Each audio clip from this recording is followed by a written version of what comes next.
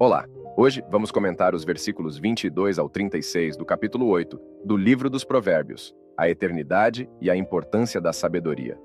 Sejam bem-vindos, esse é o canal Salmos em Palavras. Por favor, deixem seu like e inscrevam-se no canal. Tradução livre. O Senhor me possuía no início de sua obra, antes de suas obras mais antigas. Desde a eternidade fui estabelecida desde o princípio, antes do começo da terra. Quando ainda não havia abismos, fui gerada. Quando ainda não havia fontes carregadas de água. Antes que os montes fossem firmados, antes dos outeiros, eu fui gerada.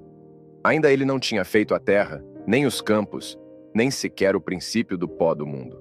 Quando ele preparava os céus, lá estava eu. Quando traçava um círculo sobre a face do abismo. Quando firmava as nuvens acima. Quando estabelecia as fontes do abismo.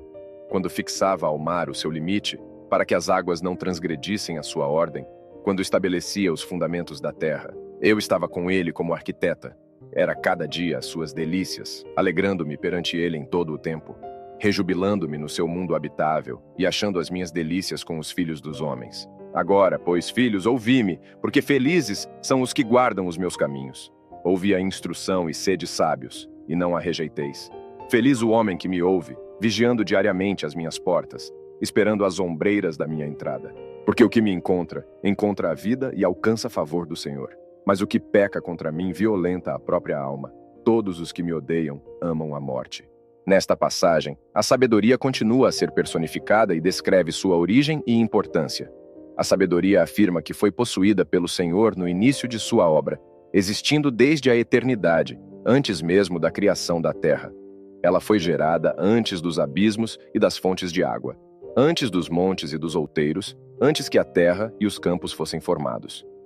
A sabedoria estava presente quando Deus preparava os céus e traçava um círculo sobre a face do abismo, quando firmava as nuvens e estabelecia as fontes do abismo. Ela estava ao lado de Deus quando ele fixava o limite do mar para que as águas não ultrapassassem sua ordem e estabelecia os fundamentos da terra. A sabedoria se descreve como a arquiteta de Deus, sendo a sua delícia diária e alegrando-se perante ele continuamente. Ela se rejubilava no mundo habitável de Deus e encontrava suas delícias com os filhos dos homens. A sabedoria, então, apela aos filhos dos homens para que a ouçam, prometendo felicidade àqueles que guardam seus caminhos. Ela exorta a ouvir a instrução e a ser sábios, sem rejeitá-la. A sabedoria declara que feliz é o homem que a ouve, vigiando diariamente as suas portas e esperando a entrada.